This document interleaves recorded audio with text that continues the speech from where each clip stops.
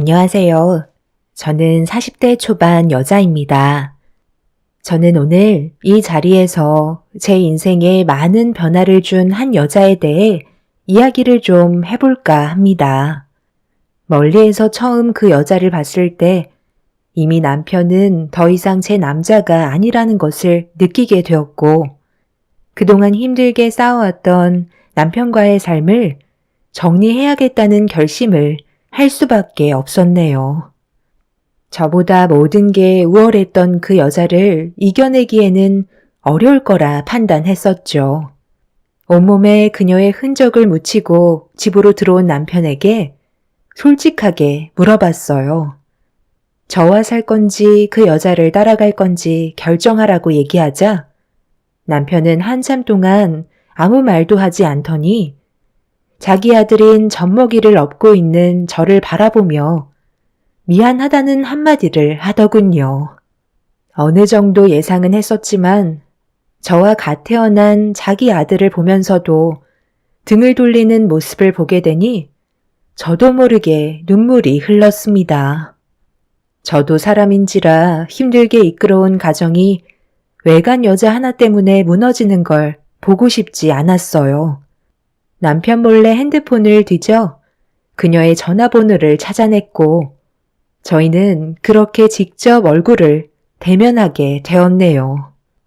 상당히 당돌해 보이는 그녀에게 제가 건넨 첫마디는 더 이상 진행하지 말고 멈춰달라고 부탁을 하게 되었죠. 그쪽이 지금 하는 행동은 인간으로서 해선 안 될 짓이라는 걸 모르지 않을 텐데 이제 그만 여기서 멈춰줬으면 좋겠어요. 돈이 아무리 좋다 해도 남의 가정까지 깨버리는 건 너무하잖아요. 그 사람의 실수 제가 받아들이고 감수하면서 살 테니까 이제 그만 멈춰주세요. 세상에 좋은 남자 많은데 왜 하필 가정 있는 사람을 건드리는 거죠? 능력 좋은 남자들 그쪽 주위에는 널렸을 것 같은데 제 등에 업고 있는 아이 보이시죠? 태어난 지 얼마 되지도 않은 젖먹이인데 얘가 무슨 잘못이 있겠어요. 아빠 없는 아이로 만들어주고 싶지 않아요. 저만 아프면 되지 아이까지 상처받는 건 원하지 않는다고요. 그러니까 더 이상 진행하지 말고 여기에서 멈춰줬으면 좋겠네요. 그쪽이 원하는 걸 해드릴 테니 좋게 해결해 주셨으면 좋겠어요. 돈이 필요하시면 제 능력선에서 드릴게요. 그렇게 얘기하시면 제가 돈 받고 떨어질 거라 생각하시는 거예요? 남편 간수도 제대로 하지 못한 한심한 종자가 이제 와서 수습하면 달라질 것 같아? 나를 어떻게 보고 지금 돈으로 막으려 드는 거죠? 젖먹이 업고 오면 내가 그쪽한테 조금의 동정이라도 느낄 줄 알았나 봐. 그쪽이 아무리 발버둥 쳐봤자 지금의 우리 관계는 막을 수 없다는 거 잘 알 텐데. 그냥 현실을 받아들이고 물러서는 게 모두에게 좋지 않겠어요? 괜히 힘 빼지 말고 각자 갈 길 가자고요. 어차피 그쪽은 그 사람이랑 잠깐 놀다가 또 다른 남자 만날 거잖아요. 그럴 거면 여기에서 멈춰달라는 거예요. 제가 이렇게까지 그쪽한테 매달리고 있는데 한 번만 다시 생각해주면 안 되는 거예요? 그쪽 피해 보는 일 없게 할 테니까 여기서 제발 멈춰달라고요. 사람 하나 살린다 치고 충분히 넘어갈 수 있잖아요. 귀머거리도 아니고 제 말을 왜 이렇게 못 알아들으세요? 서로 좋아서 만나는 건데 남의 사정까지 봐줘야 하는 거예요? 그 사람이 왜 저한테 넘어왔는지 이제야 알 것 같네요. 말이 통하지 않을 만큼 앞뒤가 꽉 막혀 있는데 그 사람도 얼마나 속이 터지겠어요? 그냥 구차하게 이러지 말고 서로 각자 갈 길 가자고요. 상간녀는 돈보다 저희 남편을 더 원하고 있었어요. 저한테 받는 돈보다 남편에게 얻는 것들이 더 많다고 판단했는지 자리에서 일어나 매달리는 저를 뿌리쳤습니다. 결국 아무것도 얻지 못한 채 집으로 돌아와 한참 동안 눈물을 흘리다 보니 제 마음속에 저는 점점 분노로 가득 채워지게 되었고 남편이 퇴근하고 집에 들어오자마자 집안의 온갖 물건들을 전부 다 집어 던지면서 난리를 치고 말았네요. 남편은 저와 상간녀가 단둘이 만났다는 걸 알고 있었는지 제 얼굴에 이혼 서류를 던져 버렸고 남편은 이미 상간녀와 살림을 차리겠다며 저와의 삶을 정리하려고 확실하게 마음을 정리한 듯 보였습니다. 엄청난 배신감에 결국 폭발을 하고 말았네요. 당신이 그 여자와 살림을 차린다고 달라질 게 있을 줄 알아? 결국 나처럼 당신도 버림받게 되어 있다고. 그리고 우리 사이에 태어난 아이는 어쩌고. 그런 거 일일이 하나씩 따지고 생각했다면 내가 당신한테 이혼 서류를 던졌을 것 같아? 내가 자고 있는 사이에 감히 핸드폰을 뒤져서 그 사람의 전화번호를 알아내? 돈까지 쥐어준다는 말까지 했었다며? 어차피 당신이랑 내가 이혼할 거 알면서 구차하게 꼭 그런 식으로 행동을 했어야 돼? 그럼 눈앞에서 당신이 다른 여자한테 가겠다고 하는데 그냥 그걸 두 눈 뜨고 지켜보라는 거야? 우리 둘이 법적으로 부부이고 아이까지 생겼는데 그냥 떠나가게 내버려 두면 되는 거냐고. 내 마음은 이미 전부 너덜거려져 있었고 그 여자 앞에서 당신을 놔달라고 애원까지 했었어. 왜 그렇게 했는데? 우리 사이에 아이가 있으니까 그래도 힘들게 꾸린 가정 무너뜨리고 싶지 않아서 발버둥 친 것뿐이라고. 아이만 없었어도 당신이랑 바로 이혼 결정했겠지. 결국 예고 없이 남편의 품에 안겨버린 한 여자 때문에 제 인생은 송두리째 무너지고 말았습니다. 남편과 저는 그렇게 이혼을 준비하게 되었고 이런 사실을 알게 된 양가 집안에선 난리가 나고 말았죠. 저희 부모님께선 남편을 집으로 불러들였고 왜 이렇게까지 해야 되는 건지 진지하게 물어보셨네요.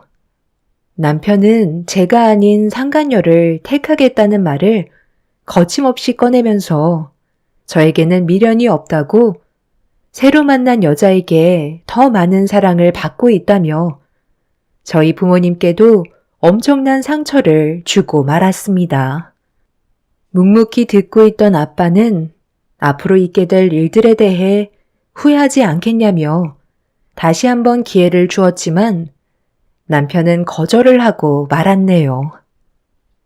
아버님, 저도 이제 예전의 제가 아닙니다. 상당히 많이 달라졌다고요. 예전처럼 아버님 구두발만 쳐다보던 사이가 아니란 말이에요. 아직도 아버님 뒷모습만 쳐다보며 살아왔던 놈으로 생각하시는 건 아니시죠? 저도 이제는 꽤 번듯한 사업체의 대표로 자리를 잡았고 더는 아버님 도움 같은 건 필요가 없는데요. 보잘것없는 사원 나부랭이 내 딸이 좋다고 해서 받아줬더니만 결국 이런 거였냐? 미련한 놈. 앞으로 더 큰 일을 할 수 있는 자리를 만들어줄 수 있는 건데 고작 구멍가게 정도의 회사 대표가 됐다고 배가 불러서 다른 여자한테 눈길을 돌려? 네가 이래서 성공을 못하는 거야. 앞으로 무슨 일을 하던 내 딸 눈에 피눈물이 흐른 만큼 너에게는 그에 따른 많은 대가가 기다리고 있을 거다. 내가 얘기했지. 내 딸 눈에 눈물이 흐르는 순간 네 인생은 끝나는 거라고. 아버님 따님의 인생은 끝났을지 모르겠지만 제 인생은 이제 막 시작인걸요. 사원 나부랭이였을 땐 아버님이 쳐다볼 수 없을 정도로 높아 보였는데 지금은 아버님이 한도 끝도 없이 작아 보이는데요. 무엇을 하시던 저는 무너지지 않을 테고 지금의 회사를 보란 듯이 확장시켜서 잘 사는 모습 보여드리겠습니다. 솔직히 그때는 지푸라기라도 잡는 심정으로 저 사람의 마음을 뺏어서 나도 부를 얻어보고자 노력했었지만 저 사람이 제 소유가 되고 그에 따른 부가 자연스럽게 뒤따라오게 되니 눈도 자연스럽게 돌아가더라고요.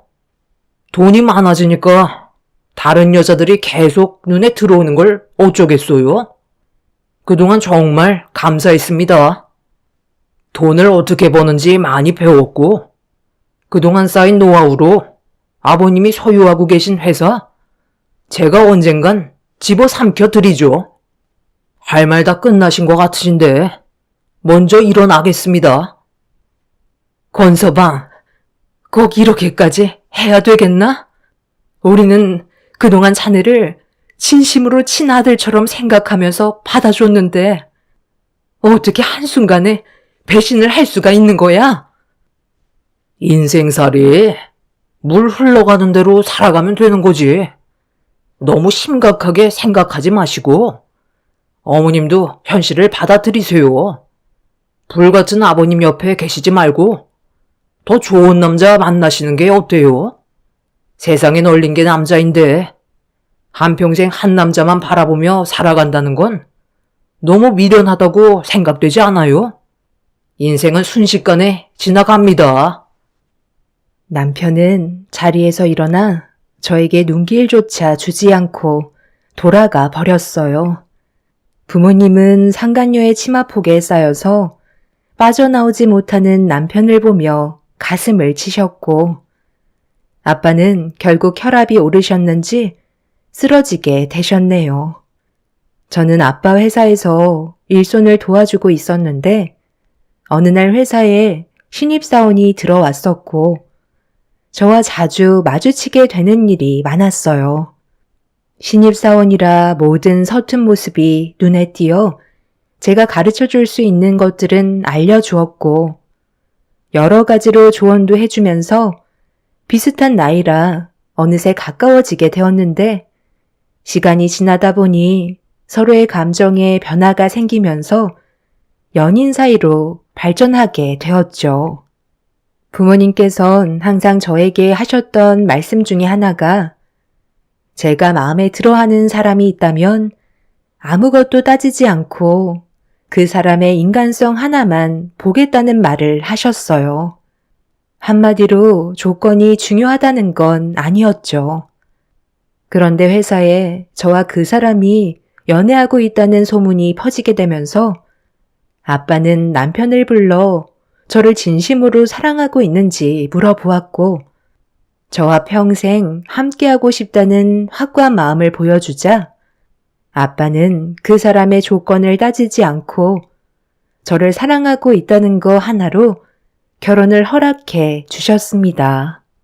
그렇게 그 사람이 저희 집안 식구가 되면서 아빠는 그동안 회사를 이끌어오면서 쌓아왔던 노하우들과 여러 가지 많은 방법들을 알려주며 남편의 위치를 상당히 많이 끌어올렸어요.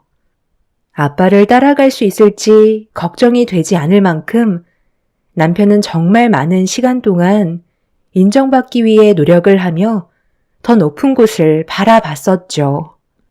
그런 남편이 너무 자랑스러웠고 저희 부모님께서도 만족해 하셨는데 남편은 속으로 다른 마음을 품으며 살아왔던 거였네요. 그리고 시간이 지난 뒤 남편이 따로 회사를 차리게 되면서 좋은 성과를 거두게 되었고 아빠는 남편의 회사가 더 크게 성장할 수 있도록 많은 것들을 지원해 주셨습니다. 그런 고마움을 남편은 당연하게 생각하며 더 많은 것들을 요구했지만 아빠는 친아들처럼 생각해 주시면서 필요한 것들을 충족시켜 주셨습니다. 아빠가 바라시는 건 뒤에서 아낌없이 지원을 해주는 만큼 남편이 저에게 잘하길 바라셨어요. 처음에는 제가 많은 사랑을 받고 있다는 걸 느낄 수 있을 만큼 정말 잘했었는데 완벽하게 자리를 잡고 아빠의 도움 없이도 회사가 커가기 시작하자 남편은 점점 본성을 드러내 보이기 시작했던 거였죠. 결국 그동안 참아왔던 자신의 진짜 모습이 방출되면서 제가 아닌 다른 여자에게 눈길을 돌렸고 결국 저희 가족은 남편에 대한 배신의 아픔만 남겨진 채 그 사람과의 인연을 끊어내고 말았습니다. 돈을 버는 만큼 저와 이혼을 할 때 위자료는 그 사람에게 아무것도 아니었어요. 신입사원이었을 땐 지갑에서 돈 꺼내는 것조차 힘들어하던 사람이 돈이 많아지니 물 쓰듯이 흥청망청 쓰며 저와 이혼을 할 때도 그 정도는 껌값이라는 듯 원하는 조건을 들어주고 최대한 빨리 인연을 끊어내는 걸 더 크게 생각했었습니다. 그렇게 남편과 함께 했던 모든 순간들을 정리한 뒤 한동안 너무 힘들게 살아왔었지만 시간이 약이라고 제 마음의 상처는 점점 아물게 되었고 아이는 제 품에서 건강하게 커가고 있었네요. 아이를 보면 남편이 생각났지만 그래도 참을 만은 했었어요. 그렇게 정신없이 살아가다 보니 어느새 5년이라는 시간이 흘렀고 더 이상 남편의 배신으로 인한 아픔은 남아있지 않았습니다. 저희 부모님께서도 현실에 더 충실했고 저와 제 아이에게 더욱더 많은 사랑을 주셨네요. 그렇게 잘 지내오던 어느 날 저에게 또다시 예상치 못한 일이 다가오고 말았습니다. 제 아이를 데려가려고 유치원에 도착해 차에서 내렸는데 제 아이가 어떤 남자와 대화를 주고받고 있더라고요.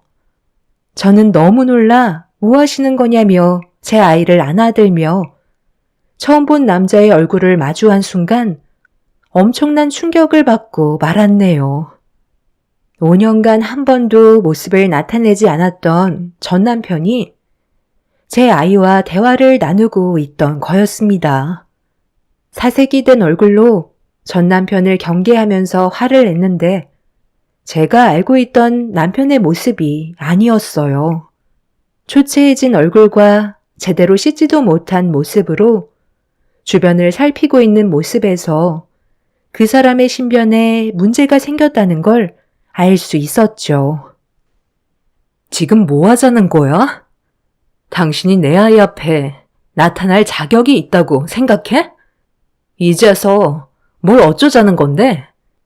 꼴을 보니까 회사가 망하기라도 했나 봐. 모든 걸 다 잃게 되니까 제일 먼저 생각나는 사람이 당신이더라고. 그런데 차마 당신 앞에 나타날 수가 없었어. 그렇게 모질게 하고 떠났는데 무슨 낯짝으로 나타나겠소? 그동안 내 품에 안겨본 적 없던 우리 아이한테도 너무 미안하고 그래서 잠깐 얼굴이나 좀 보려고 왔었던 것뿐이야. 나는 그동안 아버님한테 모든 걸 다 배웠고 혼자 힘으로 내 회사를 일으켜 세울 줄 알았는데 아버님 없이 운영했던 회사는 빈 껍데기에 불과한 거였더라고. 처음에는 회사 운영이 너무 잘 돼서 앞으로 평생 걱정 없이 잘 살아갈 수 있을 거라 생각했었는데 그건 아주 잠깐 반짝였던 거였어. 경기의 흐름으로 인해 우리의 회사에도 위기가 찾아왔고 최대한 버티려 했었지만 결국 부도가 나고 말았네. 솔직히 아버님한테 전화해서 도와달라는 말을 하고 싶었지만 어차피 도와주실 것 같지도 않아. 내 손으로 해결해 보려고 했는데 새어나가는 돈은 아무리 메꿔도 메꿔지지가 않더라고. 결국 지금의 나는 빚에 쫓기고 있는 상황이고 언제 사채업자가 나를 찾아올지 몰라 하루하루 피 말리며 살아가고 있어. 5년 전에 당신한테 했던 몹쓸 짓들 정말 미안해. 이제서야 내 잘못을 알 것 같다. 떵떵거리며 잘 살아갈 거라던 남편은 5년 만에 회사가 부도나게 만들었고 막대한 빚에 쪼들려 도망자 신세가 되어버린 상태였어요. 모든 걸 잃게 되니 그제서야 진정한 가족이 무엇인지 깨달은 남편이 참 한심해 보였습니다. 저는 제 아이가 남편 때문에 안 좋은 영향을 받을까봐 더 이상은 찾아오지 말라며 아이를 안고 급하게 차에 올라타 더 이상의 관계를 만들지 않기 위해 급히 그 자리를 피해 버렸네요. 집으로 돌아와 부모님께 이 사실을 알리자 아빠는 어느 정도 예상을 하고 계셨는지 크게 놀라시지도 않으셨어요. 엄마는 그 사람과 엮이는 게 좋을 것 같지 않다면서 괜히 저희 가족한테 또 다른 피해가 생길까봐 유치원을 다른 곳으로 알아봤고 그렇게 이혼을 한 전 남편과는 더 이상 엮이지 않았습니다. 그런데 어느 날 회사에 볼 일이 있어 잠깐 찾아가게 되었는데 5년 전에 저희 가정을 파탄나게 만들었던 상간녀가 제 눈앞의 모습을 드러냈어요. 남편과는 반대로 상간녀는 예전보다 더 겉모습을 치장한 상태였고 누군가 회사에서 나오자 상간녀는 그 남자의 팔짱을 끼며 눈웃음을 치고 있었습니다. 그새 또 다른 남자가 생겼다는 걸 그 모습을 보면서 알게 되었는데 상간녀와 만나고 있던 그 남자는 충격적이게도 저희 아빠 밑에서 일을 하시는 운전기사였습니다. 괜히 저희 집에 또 다른 피해를 입게 될까봐 운전기사분께 전화를 한 뒤에 아빠가 찾고 계시다며 대충 둘러댄 뒤에 카페에 앉아 있는 상간녀에게 다가가 자리에 앉았습니다.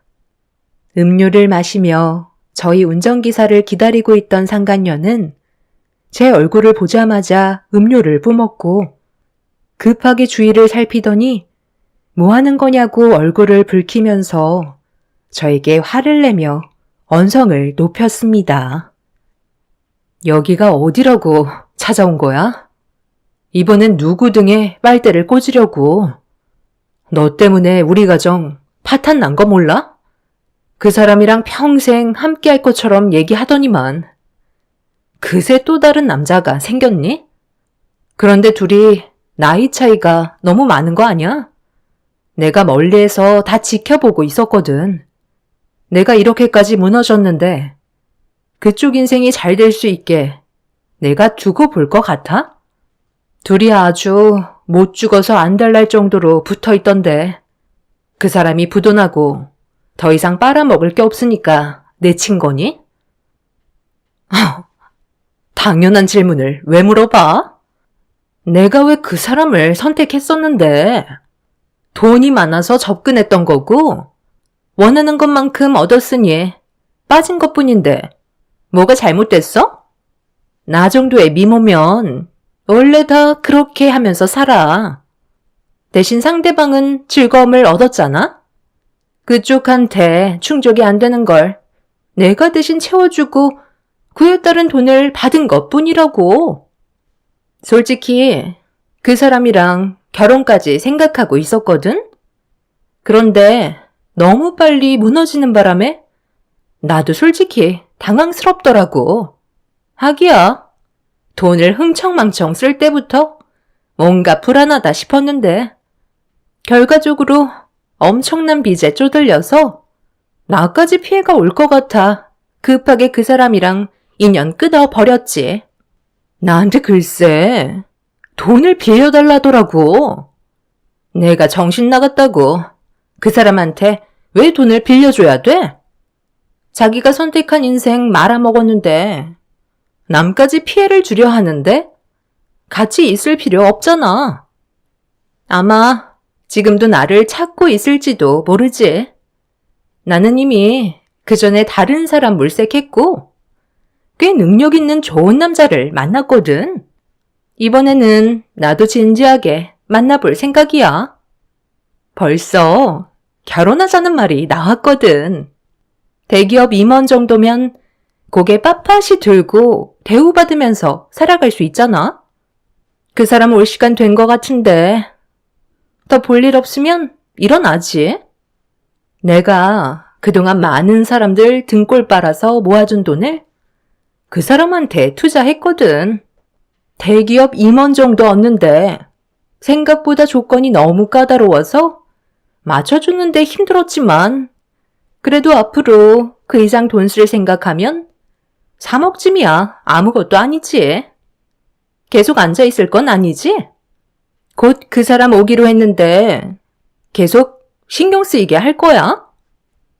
상간녀는 저희 아빠 운전기사를 대기업 임원으로 생각하고 있었습니다. 아무것도 모르는 상태에서 김칫국부터 마신 상간녀가 참 멍청해 보였네요. 상간녀는 제가 자리에서 빨리 일어나길 원했고 저는 그녀가 잘 되는 모습을 보고 싶지 않았기 때문에 아무 말도 하지 않은 채 자리에서 일어나 카페에서 빠져나와 회사로 들어갔네요. 회사에서 급하게 걸어 나온 운전기사분은 저에게 인사를 건넨 뒤 상간녀를 만나러 급하게 달려가길래 그분을 불러 세웠습니다. 아까 어떤 여자분이랑 같이 걸어가시던데 꽤 가까운 사이인가 봐요. 저희 아빠가 혹시 회사 앞에서 연애하시는 사실 알고 계시나요? 아, 그게 저도 나이가 있다 보니 결혼도 해야 될 것 같고 너무 마음이 급해서 얼굴 보러 온다는 거 잠깐은 괜찮을 것 같아서 오라고 했거든요. 저도 이제 총각딱지 떼고 싶은데 한 번만 눈 감아주시면 안 될까요? 저에겐 이번이 둘도 없는 기회라서요. 언제 그런 여자 만나보겠어요. 제발 부탁드릴게요. 대표님께는 비밀로 해주세요. 결혼하려고 벌써 양가 집안 인사까지 전부 끝낸 상태입니다. 저에게는 두 번 다시 없을 정말 중요한 기회라고요. 아까 보니까 저희 아빠 차에 그 여자분을 태우고 바로 앞에 있는 카페까지 태워주시던데 그것도 저희 아빠는 모르고 계시겠죠? 다른 사람이 아빠 차에 타는 거 상당히 싫어하시던데. 박 기사님, 여태까지 저희 아빠가 일이 없으실 때 회사 차를 가지고 이용하셨던 거예요? 솔직하게 말씀해 주셔야 할 것 같은데요. 아유, 뭣도 없는 제가 언제 여자를 만나보겠어요. 그런데 저한테 접근한 여자를 붙잡으려고 살짝 거짓말을 쳤어요. 대기업 임원이라고 속였는데 그만한 체력이 있어 보여야 하잖아요. 그래서 지금 저희 집안에서 상당히 무리하고 있긴 한데 일단 결혼만 하면 다 해결될 것 같아서 당분간 대표님 차를 제 것처럼 몰고 다녔던 거예요. 기분 나쁘시겠지만 저 한 번만 살려주시면 안 될까요? 제 인생의 마지막 여자를 놓치고 싶지 않아요. 그 여자 임신까지 했다고요. 상간녀에게 듣지 못했던 임신이라는 말이 나오는 순간 저는 입을 다물지 못했습니다. 운전기사는 상간녀를 얻기 위해 대기업 임원이라고 속인 채 그동안 저희 아빠 차를 이용해서 상간녀를 속이고 있었네요. 저는 더 이상 해줄 말이 없을 것 같아 마음대로 하시라는 말을 끝으로 회사로 들어왔네요. 운전기사분은 상간녀를 진심으로 사랑하고 있었는지 놓치고 싶지 않아 최대한 좋은 모습을 보여주려 노력하고 있었죠. 결국 제가 한 침묵은 끝내 운전기사분과 상간녀와의 결혼까지 이어지게 되었고 저는 두 사람의 행복을 빌어주기 위해 결혼식을 참석하게 되었네요. 저희 부모님은 이미 제가 모든 걸 사전에 다 알려드렸기 때문에 결혼식장에 참석하지 않으셨어요. 운전기사분이 아빠의 차를 타고 대기업 임원이라며 거짓말 친 것 자체가 용서받을 수 없는 일이었죠. 저는 그렇게 멀리에서 운전기사분과 상간녀의 결혼식이 진행되는 걸 지켜본 뒤에 기념사진을 찍기 위해 하객을 부를 때 그녀의 앞에 다가갔네요. 환했던 얼굴을 하고 있던 상간녀는 저를 보자마자 사색이 되었고 당황해하는 눈빛을 보이길래 가까이 다가가 귓속말로 결혼 축하한다는 한마디를 한 뒤에 기념식 사진을 함께 찍었습니다. 그녀는 끝내 표정 관리를 하지 못한 채 저를 데리고 신부 대기실로 들어갔어요. 그리곤 저를 보며 화를 내면서 남의 결혼식 망치려고 왔냐고 제 뺨에 손을 올려 붙이길래 저도 짙은 화장을 한 그녀의 얼굴에 사정없이 수차례 뺨을 올려 붙인 뒤 상간녀에게 한마디 하게 되었네요. 내 인생을 송두리째 망쳐놓은 네가 제대로 된 결혼식을 할 수 있을 거라 생각했어? 너도 똑같이 한번 당해봐야 하지 않겠냐고. 내가 이날만 얼마나 기다렸는데? 당신이 지금 여기서 뭐 하는 거야? 나랑 결혼하겠다고 해놓고서 여기서 뭐 하는 거냐고? 당신 지금 나랑 바람 피운 것도 모자라. 다른 남자를 그새 또 만난 거야? 이게 무슨 말이야? 당신 나한테 말 안 하고 속인 거 있어? 저 남자 누구냐고? 왜 저 사람이 당신이랑 결혼을 약속했다는 말을 하는 건데? 아, 이번에 새로 들어오신 운전기사분이시라 저를 모르실 수도 있겠네요. 제가 저 사람과 이중살림을 차렸었는데 이 여자가 저를 홀려버리게 만들어서 간이며 쓸개며 다 빼줬었거든요. 그래서 결국 이혼을 선택했는데 제가 사업이 망하자 저를 버리고 잠적을 했더라고요. 그런데 여기에서 이러고 있을 거라곤 정말 상상도 못했네. 네가 나를 버리고 새 살림을 차릴 수 있을 거라 생각했어? 내가 두 눈 뜨고 그 꼴을 볼 것 같냐고? 당장 이리 와. 너는 나랑 살아야지. 잠깐만. 지금 뭐라고 그랬어? 운전기사? 당신 대기업 임원이라며. 왜 저 사람 집안에 운전기사라는 말이 나오는 건데? 설마 날 속인 거야? 먼저 속인 건 당신이지. 나한테는 내가 첫사랑이라며. 그런데 이런 충격적인 과거를 숨기고 있었던 거야? 내가 지금 대표님 따님의 상간녀를 만나고 있었던 거잖아. 그게 중요해? 네가 대기업 임원이라는 말만 안 했어도 내 모든 걸 주지 않았다고. 뱃속에 있는 내 아이는 어쩌라는 거야? 이 망할 놈아. 상간녀 주제에 어디서 큰 소리야? 뱃속에 있는 아이가 누구 아이인지 내가 어떻게 알아? 이 결혼 취소고 우리가 받은 피해 전부 토해내야 할 거야.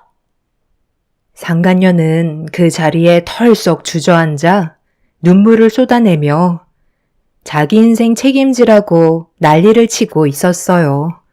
그리고 저는 운전기사분께 아빠가 전달해달라는 말을 전해 주었네요. 더 이상 아빠의 운전기사 역할을 해줄 필요 없다는 말을 끝으로 아수라장이 된 결혼식장에서 걸어 나왔습니다. 아무 말 없이 뒤따라 나온 전 남편은 저에게 그동안 미안했다는 말 한마디 한 뒤에 그대로 자기 갈 길을 찾아갔어요. 전 남편이 저희 가족에게 그동안 했던 행동들에 대해 용서를 받을 수 있는 방법이 하나 있다며 상간녀의 결혼식을 망쳐달라는 말을 전했었습니다. 자기가 벌인 일인 만큼 받아들이겠다며 그 사람은 결혼식장에 나타나 상간녀의 결혼식을 무너뜨려 주었죠. 결국 상간녀는 아무것도 얻지 못한 채 운전기사분의 아이를 가진 채 남은 인생을 살아가게 되었네요. 두 사람이 속고 속이면서 자신들이 원하는 걸 가지려다가 결국 둘 다 무너지면서 인생의 나락으로 떨어지고 말았습니다. 그날이 있고 난 이후 저도 어느 정도는 마음이 좀 후련하네요. 앞으로 저희 가족의 삶에 좋은 일만 생겼으면 좋겠습니다. 제 사연 들어주신 분들 감사합니다. 안녕하세요. 저는 충주에 살고 있는 37살 여자입니다. 이번 추석 때 정말 황당하고 어이가 없는 일을 겪게 되었고, 그로 인해 형님들과의 인연을 완전히 끊어낼 수 있었는데요. 불과 며칠 되지 않아서 그런지 저에게 시도 때도 없이 전화를 하면서 용서를 구하고 있습니다. 하지만 저는 더 이상 엮이고 싶지가 않네요. 항상 저희 가족을 무시하더니 이번 일로 인해 아주 시댁 집안이 발칵 뒤집혀서 속이 다 시원합니다. 이번 추석 때 모두가 한자리에 모여 음식을 만들고 있을 때 큰형님의 한마디로부터 시작이 되었습니다. 듣고 있는 동안 그 자리가 너무 불편했고 옆에서 묵묵히 음식 만든 걸 정리하고 계셨던 시모가 큰형님에게 눈치를 주면서 안 좋아질 분위기를 미리 차단하셨지만 이미 저는 기분이 상한 상태였죠. 그런 얘기 하려고 모인 것도 아닌데 쓸데없이 막내 마음에 상처가 되는 말을 기분 좋은 명절날 꺼내는 거야. 어머님은 꼭 막내 동서 편만 들어주시더라. 제 편에서는 생각도 안 해주시면서 정말 너무하세요. 너무한 게 아니라 말을 좀 가려서 하라는 거야. 굳이 오늘 같은 날 모두가 알고 있는 그런 얘기를 꺼낼 필요가 없다는 거지. 형님이 틀린 말 한 것도 아닌데요. 동서, 어머님 말처럼 우리가 이런 말 해서 기분 나쁘게 생각하는 거야? 그런 거 아니지? 당연히 한 가족으로서 걱정이 되니까 하는 말이잖아. 안 그래? 그런데 그걸 기분 나빠하면 안 되지. 에이, 설마 막내 동서가 그렇게 개념이 없으려고요? 저희가 걱정하고 있다는 거 다 알고 있을 텐데요. 글쎄 그만하라니까. 지금은 음식 만드는 데나 집중해라. 막내는 일단 나 좀 따라오거라. 장이 똑 떨어졌다. 시모는 점점 안 좋아지는 분위기 때문에 저를 데리고 뒷마당으로 자리를 옮겼어요. 그리고 제 눈치를 살피면서 괜찮냐고 물어보시길래 어색한 웃음으로 분위기를 넘겼습니다. 시모는 한숨을 쉬면서 새 형님을 따로 불러 따끔하게 혼내겠다며 제 편을 들어주셨고 중간에서 차단해 주신 덕분에 더 이상의 문제는 일어나지 않았습니다. 매번 얼굴을 볼 때마다 제 딸의 상태에 대해 물어보면서 안 좋게 생각하시는 새 형님들이 저 또한 마음에 들지 않았었어요. 언젠가는 분명 터질 것처럼 모두가 긴장한 상태로 관계를 유지하고 있었죠. 형님들은 제가 시부모님께 처음 인사를 드릴 때부터 마음에 들어하지 않으셨어요. 저는 부유한 가정 환경에서 자라지 않았기 때문에 형님들과 대화 자체도 달랐고 어울리며 놀 수 있는 그런 환경 자체도 조성이 되기 어려웠습니다. 그러다 보니 자연스럽게 저를 무시하고 가진 거 없는 집안이라고 같이 어울리는 자체를 창피해 하셨습니다. 새 형님들은 온몸에 명품을 치장하고 있지만 저는 그냥 인터넷에서 싼 거 구입하거나 대형 마트에서 편하게 입을 수 있는 옷들 위주로 구매하는 편인데요. 그러다 보니 저를 데리고 다녔을 때 주위의 시선을 중요시 생각하셨던 새 형님들은 고개를 들고 다니지 못하셨죠. 그런데 여기에서 정말 웃긴 건 새 형님들 전부 다 집안이 부유한 건 아니에요. 전부 다 아주버님 잘 만나서 인생길이 핀 거죠. 큰 아주버님은 사업을 하시고 둘째 아주버님은 성형외과 의사에 셋째 아주버님은 대기업에서 근무를 하고 계십니다. 저희 남편은 일반 회사에서 근무를 하고 있죠. 그렇다고 남편이 돈을 못 버는 환경은 아니에요. 대기업 못지않게 꽤 많은 월급을 받고 있기 때문에 저희도 남부럽지 않게 잘 살아오고 있었습니다. 그저 사치 안 부리고 집안 환경에 맞게 살면서 현재의 삶에 만족하면서 살고 있었죠. 형님들은 그저 남편을 잘 만난 것 뿐이지 정말 형님들 집안이 잘난 건 하나도 없었습니다. 시모는 항상 저와 단둘이 대화할 때 하시는 말이 있으세요. 불려우 같은 여자가 셋이나 들어와서 언젠가는 집안을 말아먹을지도 모르겠다며 처음 인사 왔을 때와 다르게 셋 다 발톱을 숨기고 있었다며 저 말고는 정상적인 며느리 하나 없다고 속 터진다는 말을 자주 하셨습니다. 누가 봐도 세 형님들은 서로 똘똘 뭉쳐서 모든 걸 함께 했지만 저는 언제나 동떨어진 것 같은 느낌을 지울 수 없었죠. 그래서 시모는 항상 제 편에서 저를 위해 주셨기 때문에 형님들이 제 아픈 곳을 건드려도 몇 번이나 참고 넘어갈 수 있었습니다. 싸우는 것도 원하지 않았고 괜히 형님들 심기 건드려서 더 안 좋아질 수 있는 상황을 일부러 만들고 싶지 않았어요.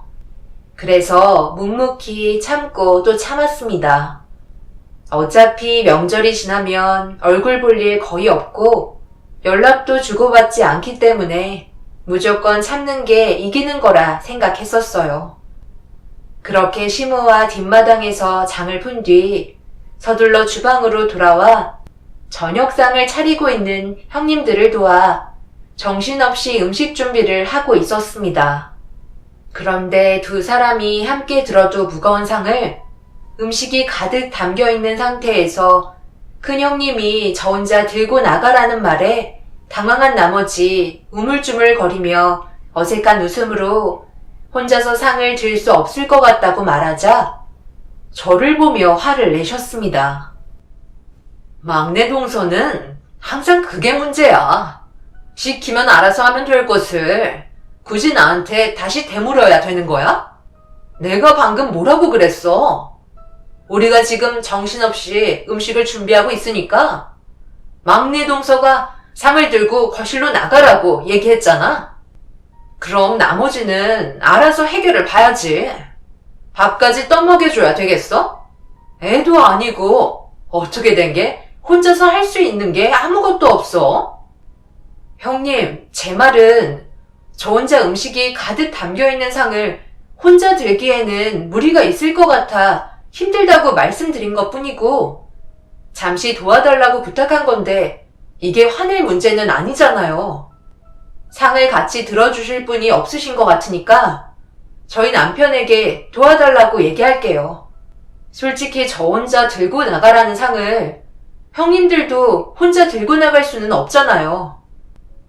오늘따라 막내가 말이 많아졌네. 옆에 어머님이 계신다고 너무 믿고 설치는 것 같은데 그러다 나중에 큰 코 다친다? 막내가 이런 식으로 형님들을 대하니까 동서딸 예진이가 그렇게 된 거 아니야? 부모 잘못 만나서 발달 치료나 받고 있잖아. 이래서 집안 유전자가 중요한 거야. 우리처럼 유전자가 잘나니까 애들 봐봐. 전부 다 순위권 안에 들어가 있고 영재 소리 듣고 있잖아? 형님, 상드는 문제 때문에 대화를 하고 있었는데 갑자기 왜 예진이 얘기로 흘러가는 거예요? 적당히 좀 하셨으면 좋겠는데요. 어따 대고 지금 눈을 치켜뜨면서 얼굴을 붉히는 거야? 오늘 개념을 집에다 놓고 온 거니? 그동안 쥐 죽은 듯 토달지 않고 가만히 있어서 아무 말도 하지 않았는데 오늘 동서가 하는 행동은 상당히 거슬리네. 이따가 나랑 얘기 좀 해야 되겠어. 큰형님은 셋째 형님에게 대들었다고 화를 내기 시작했고 분위기가 험악해지자 둘째 형님이 서둘러 상을 들고 나가라는 말에 셋째 형님과 함께 상을 들고 밖으로 나가고 있는데 너무 무거워서 비틀거리며 조심스럽게 거실로 향하던 도중 갑자기 발에 무언가 둔탁하게 걸리는 느낌이 나더니 비틀거리다가 중심을 잃게 되었고 제 앞에서 뒷걸음으로 상 나르는 걸 도와주셨던 셋째 형님이 결국 뒤로 넘어지고 마셨습니다. 그리고 상 위에 있던 음식들과 국들이 전부 셋째 형님의 얼굴로 쏟아지게 되면서 집안은 난리가 나고 말았네요. 셋째 형님의 비명으로 첫째 형님이 기다렸다는 듯 언성을 높이며 저에게 화를 내기 시작했고 둘째 형님까지 합세하면서 저를 궁지에 몰아가자 집안의 분위기는 순식간에 안 좋아지고 말았습니다. 내가 이럴 줄 알았다니까. 동서, 지금 일부러 상을 밀어버린 거지? 뒤에서 똑똑히 봤는데 일부러 비틀거리는 척하면서 뒷걸음으로 상을 들고 가던 셋째 동서가 중심을 잡지 못하게 확 밀어버렸잖아. 힘들게 만들어 온 음식들은 어쩔 거야? 형님, 그건 오해세요. 제가 왜 그런 생각을 하겠어요? 그리고 힘들게 만들어 놓은 음식을 엎을 만큼 제가 간이 그렇게 큰 것도 아니에요. 무언가에 걸려 넘어졌는데 제 뒤에 둘째 형님이 계셨잖아요. 바닥에 턱도 없는데 어떻게 넘어질 수 있겠어요? 어머, 동서 말하는 것 좀 봐라. 나는 음식을 정신없이 준비하고 있었다고. 열심히 주방일 하는 나를 그런 파렴치한으로 몰고 가? 내가 봤어. 일부러 미끄러지는 척하면서 일부러 내 쪽으로 상을 밀어버렸다고. 이제는 거짓말도 뻔뻔하게 하네. 그만들 해라. 너희들 싸우는 모습 구경하려고 명절날 모이는 거 아니다. 셋째는 얼른 가서 씻고 옷 갈아입어라. 그리고 너희들은 깨진 그릇들이랑 음식들 전부 주워 담고 큰애랑 둘째 너희들도 잘한 것 하나 없다. 음식 준비하다가 무거워하면 같이 들어주면 될 것을 그걸 무리하게 시킨 너희들한테도 잘못이 없는 건 아니지. 그러니 더 이상 분란 만들지 마라. 어머님 정말 너무하세요. 왜 항상 막내 편만 들어주시는 거예요? 저희 편에서도 생각을 해주셔야 하는 거 아닌가요?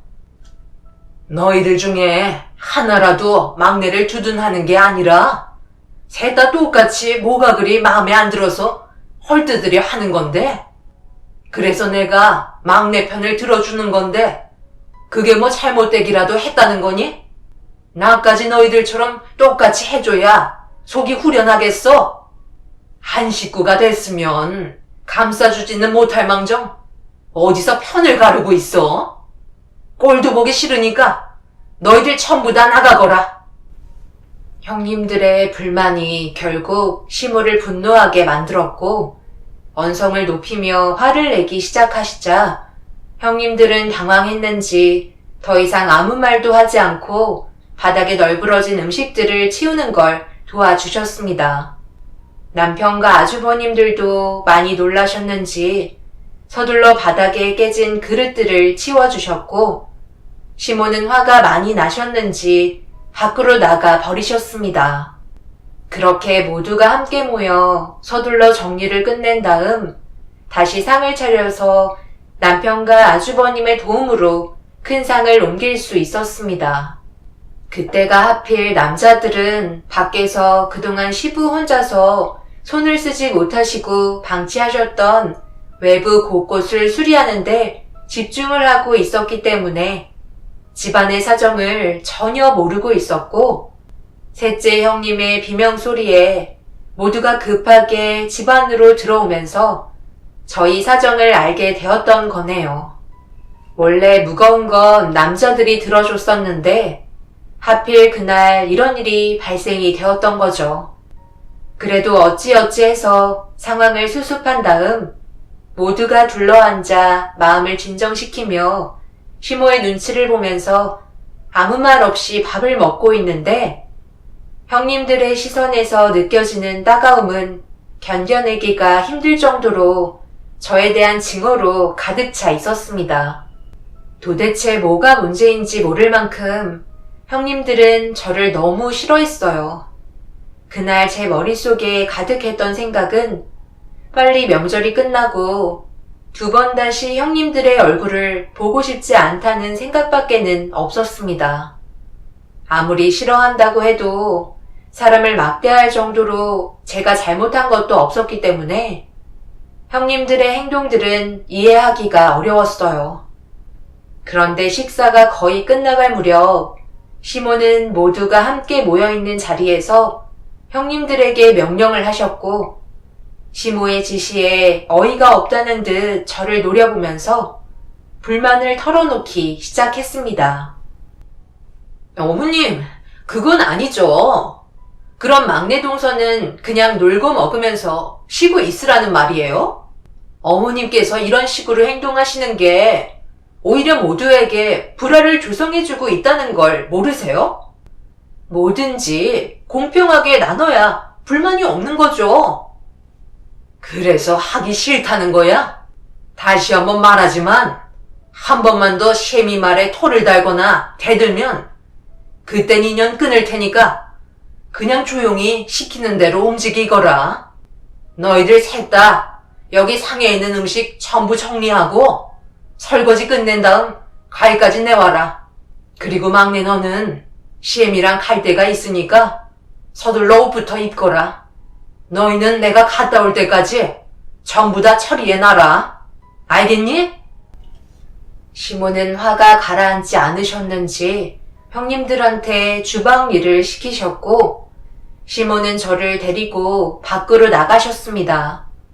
어디로 가는 건지 알려주시지도 않으셔서 무작정 시모의 뒷공무니만 쫓아갔고 남편과 아주버님들은 항상 조용하고 침착하셨던 시모의 모습에 많이 당황했는지 꿀먹은 벙어리처럼 아무 말도 하지 못하고 있었네요.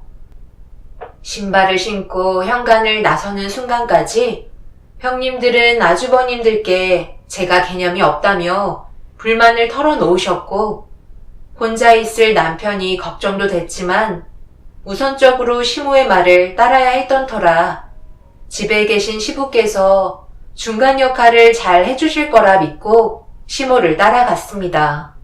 그렇게 한참 동안 걸어서 도착한 곳은 앞이 탁 트인 저수지 같은 곳이었어요. 가로등 불빛에 비친 저수지 앞에 앉으시더니 옆에 앉으라며 조용하게 말을 이어나가셨습니다. 그리고 저에게 모든 상황들을 지켜보고 있었다며 털어놓으셨네요. 내가 시엠이 입장에서 막내 너를 계속 감싸주는 것처럼 보일지 몰라도 그네들이 하는 행동을 보니 나도 더 이상 참을 수가 없어서 계속 옆에서 맴돌고 있었던 거다. 그러니 동서지간에 더 차별받는다고 느꼈을지 모르겠지만 그동안 너한테 해온 행동들 보면 참는데도 한계라는 게 있는 거다. 막내 너는 그래도 손윗사람이라고 묵묵히 모든 걸 받아들이며 가까워지려고 하고 있는데 어쩜 셋 다 그리 철이 없는지 아까는 내가 너무 화가 났었다. 둘째가 뒤에서 상을 들고 가고 있는 막내 너에게 가까이 다가가더니 다리를 거는 걸 전부 다 지켜보고 있었는데 그 자리에서 바로 추궁하지 않았던 건 다 너를 위해서다. 그 순간 나까지 흥분해서 막내 너 편을 들면서 난리를 쳤다면 앞으로 서로 얼굴 안 보고 살자는 것밖엔 안 되는 거니? 다른 방향으로 내가 벌을 줬으니 막내 너도 화가 많이 나고 기분 나쁜 게 있어도 오늘은 여기까지만 하도록 하자. 그리고 셰미는 무조건 막내 며느리 편을 들어줄 거니 무슨 문제가 있다면 조금의 고민도 하지 말고 나한테 찾아와라. 시모는 모든 상황들을 뒤에서 전부 다 지켜보고 계셨고 최대한 불화를 적게 만들게 하시려고 중간 입장에서 많은 노력을 기울이고 계셨습니다. 그래도 탁 트인 저수지 앞에 시모와 함께 앉아 이런저런 대화를 주고받으니 좀 전에 서러움들은 눈 녹듯이 사그라들었어요. 제 마음을 이해해 주시고 언제나 한결같게 대해주신 시모에게 정말 감사했습니다. 그렇게 한참 동안 대화를 주고받으면서 어느 정도 마음의 진정을 되찾은 뒤 다시 시댁으로 들어가려는데 무언가 분위기가 좋지 않았어요. 제 딸 예진이가 눈물을 흘리며 남편 품에 안겨 있는데 새 형님들은 예진이한테 삿대질을 하며 벙어리라고 막말을 퍼부어대면서 예진이 손에 쥐고 있는 핸드폰을 달라고 무섭게 소리치고 있었습니다. 시모와 저는 급하게 마당으로 달려가 무슨 일이냐고 남편에게 물어보니 형님들이 예진이 손에 쥐고 있던 제 핸드폰을 갑자기 뺏으려 했다며 상황을 대충 설명해 주었네요. 다짜고짜 왜 얘한테 겁을 주고 그러는 거예요? 그리고 예진이한테 벙어리라뇨? 충분히 대화도 주고받을 수 있다고요. 단지 다른 아이들보다 발달이 좀 느린 것뿐인데 물어보는 질문에도 대답 안 한다고 삿대질하면서 벙어리라고 말하면 예진이가 받을 상처는 생각도 하지 않는 건가요? 큰형수, 정말 이렇게까지 안 봤는데 원래 인성이 그 모양이에요? 그래도 동서지간에 제일 큰 맞으면 다른 형수들 보는 앞에서 행동은 똑바로 하셔야죠. 예진이가 가지고 놀고 있는 핸드폰을 강제로 뺏으려는 게 말이 된다고 생각하세요? 형들도 형수들만 두둔하지 말고 무슨 말이라도 좀 해봐. 내가 잘못된 거 아니잖아. 예진이가 무슨 잘못을 했길래 눈물까지 흘리게 하고 삿대질까지 받으면서 벙어리 소리를 들어야 하는 거죠? 새 형님은 아무 말도 하지 못하고 우물쭈물 거리고 있길래 제 딸이 놓지 않고 꽉 쥐고 있던 핸드폰을 침착하게 타이르며 엄마 거니 돌려달라고 얘기하자 형님들의 눈치를 보면서 저에게 조심스럽게 건네주던 순간 웬만하면 말을 잘 하지 않던 예진이의 입에서 형님들을 손으로 가리키면서 나쁜 사람들이라는 폭탄 선언과 함께 핸드폰을 바라보고 있길래 불안에 떨며 입술을 깨물고 있는 형님들을 등지고 핸드폰을 살펴보던 순간 이상한 게 촬영이 되어 있었습니다. 예진이가 2층 창문에서 핸드폰으로 밖의 풍경을 촬영하다가 뒷마당에 있는 새 형님들이 나누고 있는 대화를 보고 그 모습을 전부 핸드폰에 담아두면서 지켜보던 사이 느낌이 좋지 않았는지 큰 형님이 고개를 드는 순간 예진이와 눈이 마주치면서 핸드폰 안에 담겨있던 내용을 지우려고 쫓아다니다가 절대 뺏기지 않으려 눈물을 흘리던 상황에 남편이 막아선 거였어요. 야, 미주야. 가지고 있는 것 좀 꺼내봐봐. 오늘 내가 참고 있었는데 도저히 그냥 넘어갈 수 없을 것 같다. 그래도 괜히 걸리기라도 하면 어쩌려고 그래, 언니. 지금 이렇게 뭉쳐있는 것도 불안해 죽겠는데 그것까지 달라고? 내가 지금 화가 치밀어 올라서 죽을 것 같은데 그럼 참고만 있으라는 거야? 막내 쟤를 어떻게 하면 이 집안에서 내쫓아버리지? 왜 갑자기 나타나서 찐득이처럼 붙어 안 떨어지는 거야? 너희들은 아예 계획도 없는 거지? 그냥 이대로 살 거야? 미주야, 뭐하고 있어? 정신 안 차려? 빨리 불 좀 붙여봐. 나중에 양치하면 되니까 걱정하지 말고 불 붙이라고. 현미, 너는 내가 다 태울 때까지 망 좀 보고 있어. 내가 판을 깔아줬으면 너희들이 치고 들어와야지. 왜 이렇게 맺고 끊는 게 깔끔하지가 않아? 이래가지고 선정이가 이 집에 들어올 수 있을 것 같아? 수단과 방법을 가리지 말고 둘 사이를 이간질시켜서 이혼하게끔 만들라고. 그것도 안 되면 더 악랄하게 괴롭히라니까. 우리 얼굴만 보면 치를 떨게 만들라고. 미준이가 그런 건 잘하잖아. 그런데 어머님이 중간에서 너무 끼어드시니까 내가 손을 쓸 수가 없어. 언니도 어머님 눈치 엄청 보잖아. 그래서 하기 싫다는 거야? 그럼 남자 한번 못 만나본 선정이 그냥 저렇게 놔둘 거야? 현미 너도 이제 이리 와봐. 너희들 누구 때문에 이 집 며느리로 들어와서 온몸에 명품 걸치게 만들어줬어? 내가 뒤에서 전부 판 깔아주지 않았나? 둘째, 셋째 서방님이 좋아하고 싫어하는 모든 걸 다 알려줘서 입에까지 떠먹여줬는데 너희들은 고작 저 막내 하나 처리 못해서 끙끙거리고 있으면 나보고 어쩌자는 거야? 내가 일을 버렸으면 마무리는 너희들이 알아서 해야지.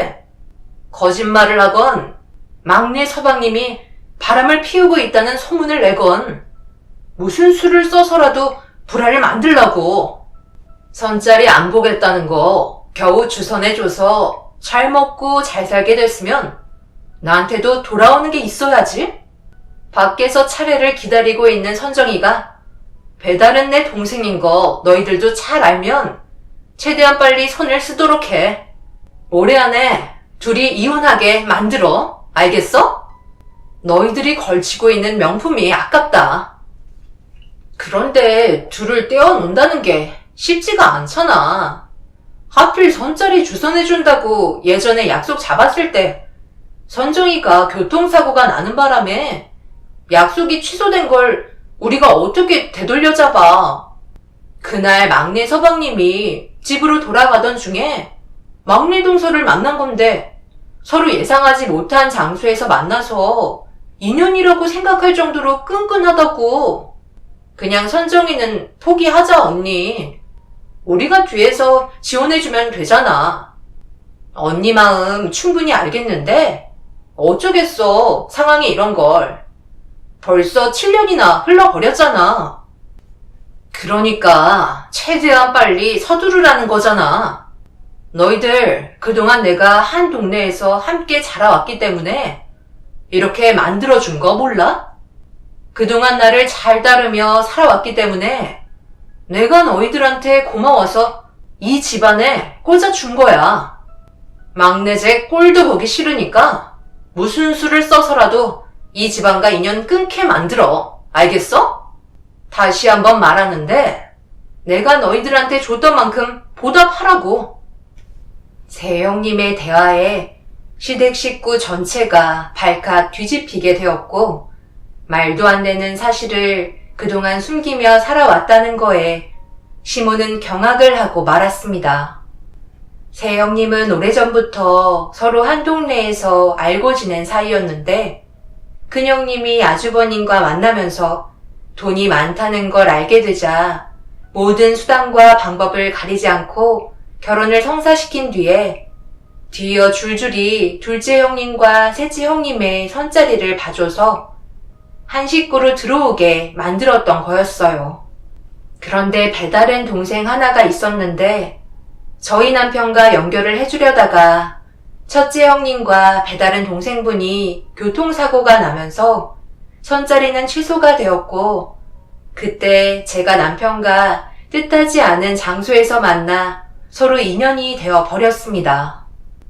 그걸 뒤에서 지켜본 첫째 형님은 분노하셨고 어떻게 해서든 저희 부부 사이를 갈라놓고 배다른 동생을 한 식구로 집어넣으려는 계획을 가지고 있었네요. 이런 충격적인 사실들이 밝혀지고 아주버님들은 난리가 나고 말았던 거죠.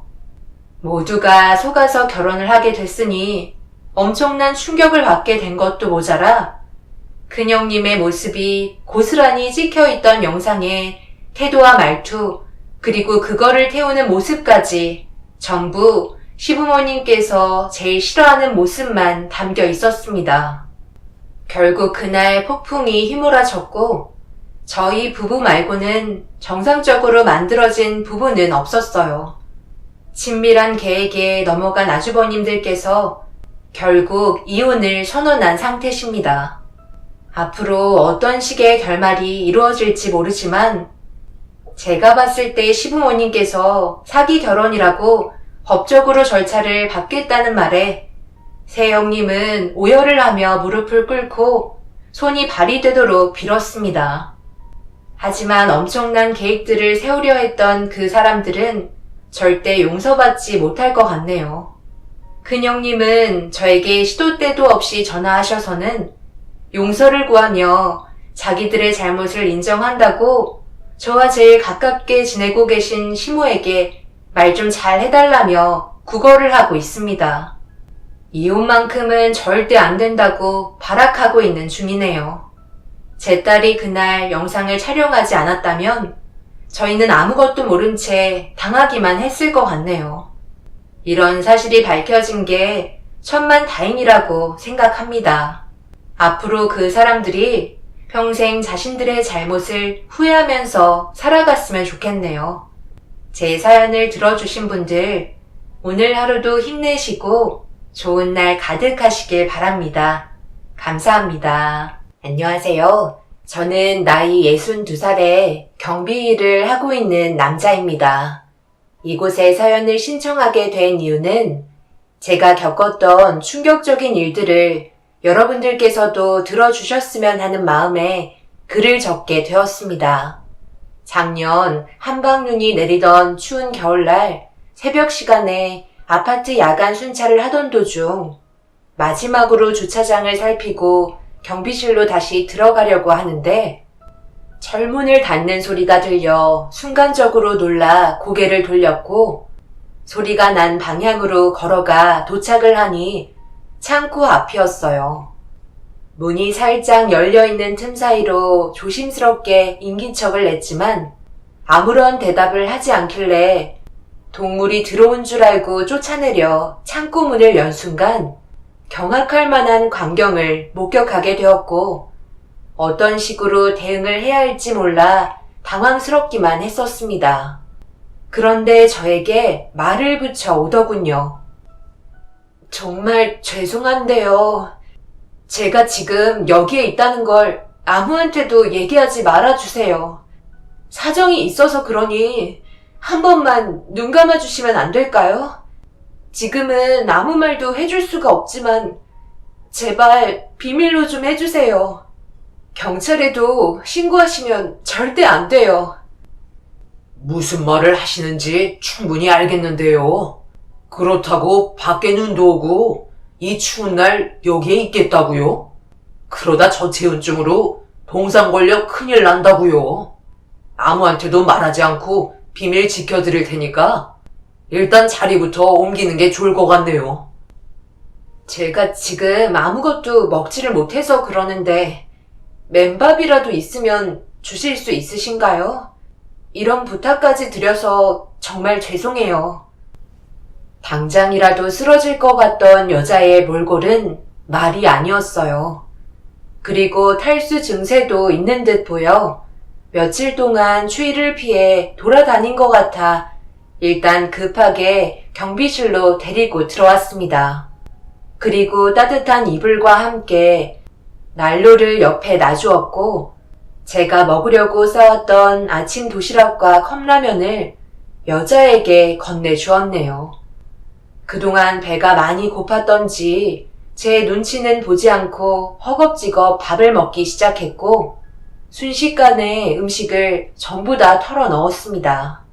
일단 기력을 회복하는 게 좋을 것 같아 아무 말 하지 않고 편히 쉴 수 있게 환경을 만들어 주었어요.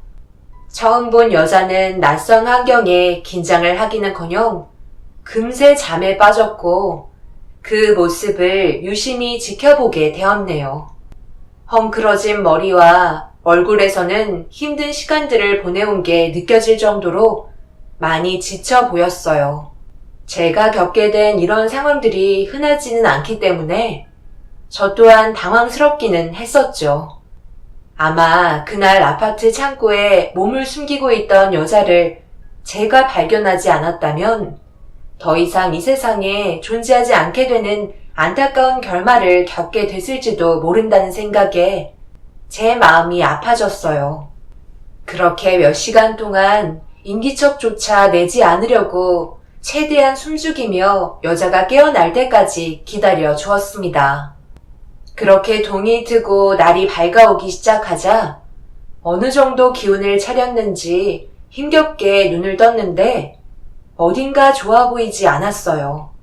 그래서 조심스럽게 이마를 손등으로 대보니 열이 많이 올라와 있던 상태라 급하게 구급 약통을 열어 해열제를 먹인 뒤 경비실의 환경이 여의치 않아 어쩔 수 없이 여자를 부축해서 제 차에 태운 뒤 집으로 향하게 되었어요. 혼자 사는 집에 낯선 여자를 데리고 간다는 건 좋은 선택이 아니었지만 어떠한 공경에 처해 있는지도 모르는 상황에서 섣불리 움직이는 건 아닌 것 같아 조심스럽게 집으로 데리고 들어오게 되었네요. 그렇게 여자를 침대에 눕히고 상태를 살펴보니 해열제가 도움이 되었는지 다행히 열이 떨어지고 있길래 조심스럽게 현관문을 닫고 집에서 나왔습니다. 제가 도움을 줄 수 있는 건 여기까지라고 생각했었어요. 그렇게 다음 교대자가 올 때까지 아파트에서 남은 근무 시간을 채우게 되었고, 교대자가 도착하면서 그날의 정신없던 경비 일을 마무리할 수 있게 되었어요. 그런데 저희 집에 있는 여자가 신경이 많이 쓰였는지 동네 옷가게에서 대충 입을 수 있는 몇 가지 옷을 구매한 다음 이것저것 장을 본 뒤 집으로 들어가게 되었네요. 그리고 조심스럽게 방문을 살짝 열어 상황을 살펴보자 해열제 덕분인지 깊은 잠에 빠져 있는 걸 확인하고 정신을 차릴 때까지 간단하게 먹을 수 있는 죽을 만든 뒤 거실에서 여자가 일어날 때까지 기다렸어요. 아침에 퇴근을 했는데 저녁 시간이 될 때까지 방에서 나오지 않길래 걱정되는 마음에 다시 문을 열어보려는 순간 여자가 문을 활짝 열었고 몸이 많이 회복이 된 듯 저를 보며 웃어주었네요. 일단 정상적인 모습을 하는 게 좋을 것 같아 몸부터 정리하는 게 좋을 것 같다고 말을 하면서 옷을 건네주었고 식어있던 죽을 데우기 시작했습니다. 저는 야간 근무를 전담하기 때문에 다시 출근 준비를 해야 했어요. 그래서 어느 정도 대화가 필요하기 때문에 여자가 나올 때까지 기다리고 있었습니다. 그렇게 몸을 재정비하고 화장실에서 나온 여자는 저에게 몇 번이나 고맙다는 말을 건네주었어요. 그리고 식탁에 차려둔 죽을 손으로 가리키며 조심스럽게 말을 붙였고 출근을 하려고 신발을 신었습니다. 저는 매일 야간 근무를 해야 돼서요. 다시 출근을 해야 하니 웬만하면 그쪽이 겪고 있는 상황이 진정될 때까지 내 집에 머물던지 아니면 다른 곳을 찾아봐도 돼요. 다시 아파트 창고나 이리저리 돌아다닐 것 같으면 그냥 여기 있는 게 좋을 것 같네요. 일단 뭐가 필요할지 몰라 식탁에 10만 원 정도 올려두었으니 그거 가지고 근처 편의점에서 살 거 있으면 사세요. 이렇게까지 배려해 주셔서 정말 감사해요. 나중에 제가 꼭 받은 만큼 신세 갚을게요. 아저씨 도움 아니었으면 저는 지금 이 세상을 떠났을지도 모르겠네요. 제가 왜 이렇게 됐는지 많이 궁금하실 텐데요. 내일 집으로 돌아오시면 전부 다 설명드릴게요. 쉽지 않은 결정이셨을 텐데 아무런 조건 없이 받아주셔서 정말 감사합니다. 여자의 얼굴에는 그늘진 모습이 가득했지만 그래도 어느 정도 안심이 된 것 같아 보였어요. 그리고 경비 일을 하는 동안 저희 집에 있는 여자가 제 머릿속을 떠나지 않았죠. 많은 의문점들을 가지고 있었기 때문에 궁금한 점들이 한두 가지가 아니었어요. 그런데 아파트 주변 야간 순찰을 하고 경비실로 돌아왔는데 검은색 차량 한 대가 경비실 앞에 비상 깜빡이를 틀며 서 있었고, 그 차를 보며 천천히 다가가자 차 뒷문에서 중년의 여자가 내리면서 저에게 다가와 말을 꺼내기 시작했고, 중년 여자의 한마디에 긴장을 하게 되었습니다. 제가 뭐 좀 물어볼 게 있어서 기다리고 있었는데요. 혹시 근처에서 떠돌아다니는 여자 한 명 못 보셨나요? 긴 생머리에 하얀색 옷을 입고 있었고, 키는 160 정도 되는데요. 사진 한 장 드릴 테니까 혹시라도 발견하신다면 사진 뒷면에 적혀있는 번호로 전화 주세요. 저희 가족에게 정말 중요한 일인데 말도 없이 갑자기 사라져서 얼마나 난감한지 몰라요. 살해는 충분히 할 테니까 발견하시면 경찰에 신고하지 마시고 꼭 좀 저에게 먼저 연락 부탁드릴게요. 아시겠죠? 이 사진의 여자가 누구길래 지금 이 시간까지 돌아다니시는 거죠? 어떤 이유인지 알아야 제가 도와드리던가 하죠. 제가 왜 지금 이 늦은 시간에 아파트를 돌아다니면서 사진을 뿌리고 다니겠어요? 그 사진 속에 있는 여자가 제 딸이라서 그래요. 더 이상 다른 이유가 필요한가요? 저희가 시간이 없으니까 조금이라도 의심되는 사람이 있다면 바로 연락해 주세요. 혹시 자녀가 있으신가요? 자식을 잃어버린 아픔이 얼마나 괴로운지 아시면 제 마음을 아시겠네요. 눈바람이 흩날리고 있던 새벽 시간에 경비실에 찾아온 중년의 여자는 자기 딸을 찾는다며 저에게 사진을 건네주었고, 그 사진 속의 여자는 아파트 창고에 숨어들어 저에게 도움을 받았던 여자였어요. 하지만 그동안 살면서 제가 사람들을 겪어온 경험에 의하면 엄마라고 했던 사람의 태도와 말투를 봤을 때 딸을 찾겠다는 간절함보다는 찾으면 절대로 가만두지 않겠다는 말투와 분노하는 표정밖에는 보이지 않았습니다. 그 모습을 마주할 때 조심할 필요가 있다는 걸 느꼈고, 중년의 여자에게 더는 아무 말도 하지 않았습니다. 그렇게 사진을 건네준 여자는 또 다른 아파트로 이동하는 걸 확인하면서 저희 집에 몸을 숨기고 있는 여자가 안 좋은 상황에 놓여 있다는 걸 직감적으로 알 수 있었어요. 그렇게 날이 밝아 교대 시간이 되자 서둘러 퇴근을 했고 급하게 집으로 향했어요. 서둘러 집에 있는 여자에게 이 사실을 알려줘야만 할 것 같아 집에 도착해 현관문을 열며 들고 있던 사진을 보여주려는 순간 집안의 달라진 분위기와 퇴근 시간에 맞춰 차려진 따뜻한 밥상에 그 모습을 멍하니 바라보게 되었네요. 여자는 저를 바라보며 밝은 웃음으로 맞아주었고 손에 들고 있던 사진을 일단 숨기게 되었습니다. 그렇게 서로 마주 앉아 식사를 하면서 달라진 집안 풍경을 두리번거리며 보고 있었어요. 제가 눈에 거슬리는 건 그냥 지나치는 성격이 아니라서요. 아저씨한테 신세 진 것도 있어서 집안 정리 좀 해봤어요. 처자는 남자 혼자 사는 집에 들어와 놓고 걱정되지도 않아? 내가 어떤 사람인지 잘 알지도 못하잖아. 왜 몰라요? 벌써 충분히 알고 있는걸요? 저를 위험해서 구해주신 분이잖아요. 그러니 이렇게 믿고 이 집에 머물 수 있는 거죠.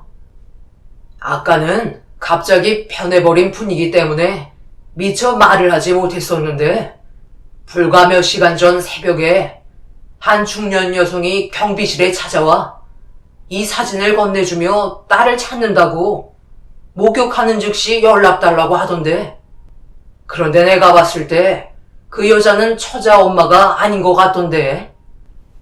네, 그 사진을 건네주신 분은 제 엄마가 아니에요. 그분은 저희 엄마 자리를 내치고 들어오신 새엄마예요. 그런데 엄마를 내치고 아빠랑 지내시다가 갑자기 사고가 일어났어요. 누가 봐도 건강하셨는데 심장마비로 아빠가 돌연사 하시면서부터 새엄마의 태도가 이상해졌어요. 그동안 저를 투명 인간 취급하셨었는데 아빠가 세상을 떠나신 이후부터 잘해주기 시작하더라고요. 그때 뭔가 느낌이 좋지 않아 거리를 두고 있었는데 계속해서 저에게 맛있는 음식을 해서 건네주시길래 먹으려 하지 않자 제 태도가 마음에 안 드셨는지 강제로 먹이려 하시는 모습에 살기가 느껴졌어요. 그래서 그 집을 빠져나오게 된 거네요. 그럼 일단 저자 모친한테 연락이라도 하지 그랬어. 그래야 도움을 받을 거 아니야? 핸드폰도 잃어버린 거야? 너무 급하게 집 밖을 뛰쳐나오느라 핸드폰은 미처 챙기지 못했어요. 그래도 엄마 전화번호는 알고 있어서 전화를 걸어봤는데 전화기가 꺼져 있더라고요. 분명 집에서 도망치기 전날에도 연락을 주고받았었는데 엄마의 목소리를 들을 수 없다는 건 분명 새엄마에게 무슨 일을 당했을지 모른다는 생각에 어떻게 해서든 잡히지 않고 몸을 숨긴 뒤 엄마를 찾을 계획을 세워야만 했어요. 하지만 워낙 날씨도 좋지 않고 급하게 집에서 도망쳐 나온 터라 체력이 급격하게 떨어져 몸을 숨기는 것도 겨우 할 수 있었어요. 이런 안 좋은 상황 속에 아저씨를 만나게 되면서 다행히 도움을 받을 수 있었던 거고요. 제가 도움을 줬던 여자의 어려움을 듣게 되면서 최대한 도움을 주고 싶었고 사건을 해결할 수 있을 때까지 저희 집을 제공해 주기로 결정하게 되었네요. 저에게 몇 번이나 감사하다며 눈물까지 보인 여자는 그날 이후부터 철저한 준비 계획을 세우기 시작했어요. 그렇게 묵묵히 뒤에서 과정을 지켜보며 함께 생활을 하던 도중 예상하지 못한 문제가 발생이 되었습니다. 늦은 새벽에 찾아왔던 새엄마라는 분이 경비실 앞에서 누군가와 통화를 하며 대기하고 있었고 그 모습을 발견하고 몸을 숨긴 뒤 천천히 경비실 뒤로 돌아 통화 내용을 듣고 있는데 경악을 하고 말았네요. 내가 이럴 줄 알았다니까. 멀리 가지 못하고 근처에 숨어 있을 거라 생각했지. 그래서 지금 어딘데? 네가 어디에 숨고 있는지 모르겠지만 분명 누군가의 도움을 받고 있는 모양이지? 실종 신고도 했는데 경찰에게 접수된 것도 하나도 없고 어디에서 돈을 쓴 내역도 없으니 내가 찾을 수 있어야지. 너희 엄마 얼굴 보고 싶으면 일단 내 앞에 모습을 나타내. 그렇지 않으면 평생 동안 너희 엄마 얼굴은 절대 볼 수 없을 거다. 나는 그렇게 오래 참을 수 있는 성격이 아니야. 지금 나한테 도망친 지 100일 정도 된 것 같은데 내가 한계치에 다다랐거든? 이번에도 허튼 수작 부리면 그때는 너희 엄마의 목숨은 장담할 수 없을 거다. 알겠니? 미리미리 전화해줬으면 이 시간에 경비실 돌 일도 없었을 거 아니야? 분명히 얘기하는데 내일이 마지막이야. 이번에 나를 속인다면 너희 엄마 얼굴은 2번 다시 볼 수 없을 거다. 너희 아빠가 남긴 유산 나한테 넘긴다는 사인 하나만 하면 끝이야. 그럼 너는 자유가 되는 거야. 어차피 밝히려 해봤자 증거 하나 없는데 용 쓰지 말고 내일 조용히 나와라. 새엄마라는 여자는 분명 저희 집에 몸을 숨기고 있던 여자와 통화 중인 것 같아 보였어요. 중년의 여자는 경찰을 동반할 시 신엄마의 생사는 장담할 수 없다며 압박을 가하기 시작했어요.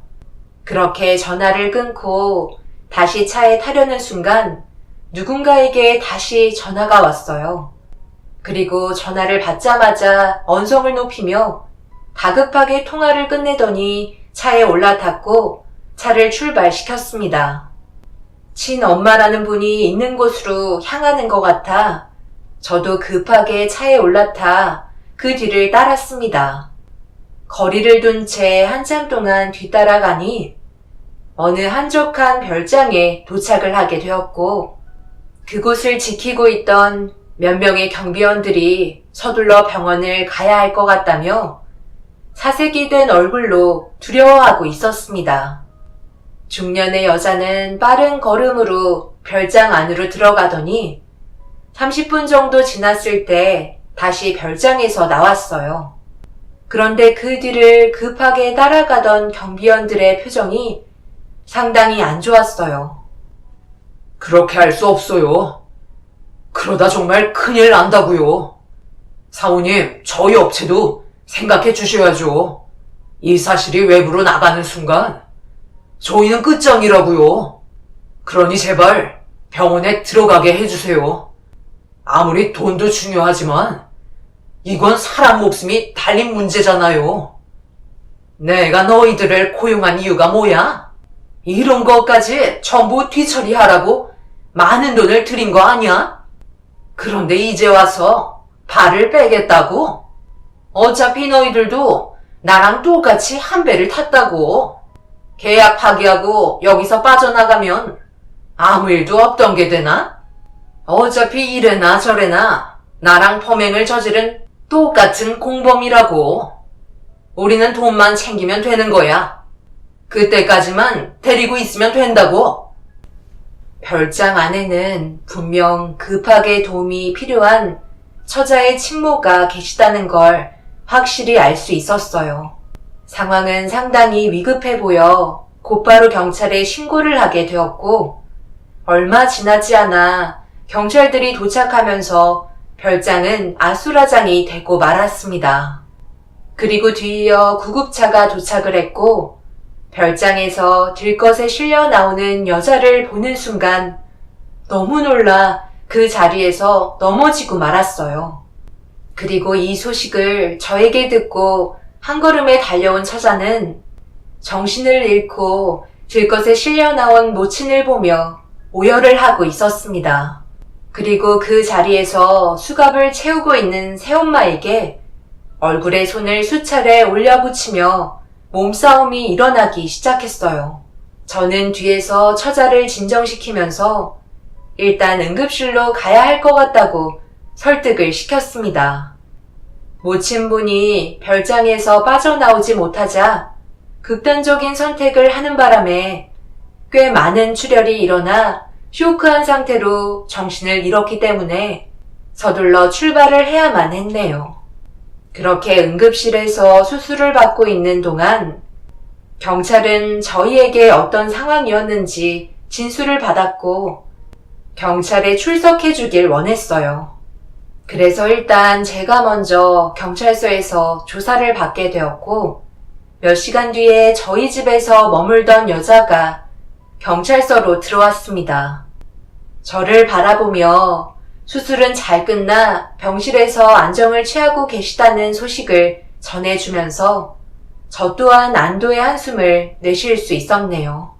결국 처자의 새엄마는 집안의 재산을 탐하기 위해 철저하게 계획을 세우고 있었던 거였고 음식에다가 심장마비를 일으킬 수 있는 약물을 투여해 처자 부친을 눈을 감게 한 뒤에 모든 걸 혼자 가지려는 계획을 세우고 있었습니다.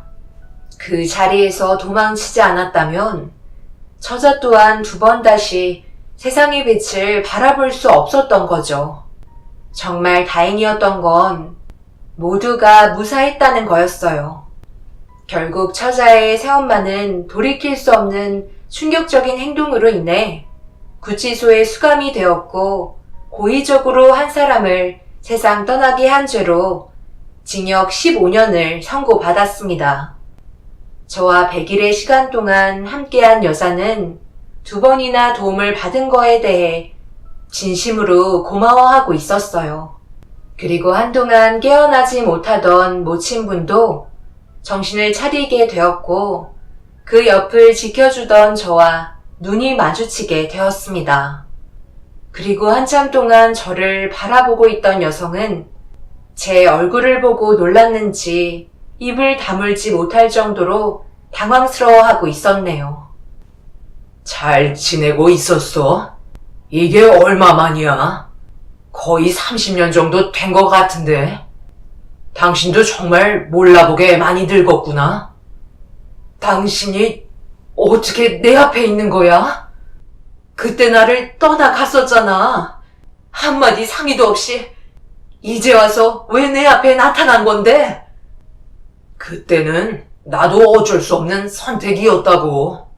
결혼도 하지 않은 상태에서 당신한테 아픔을 주고 싶지 않았어.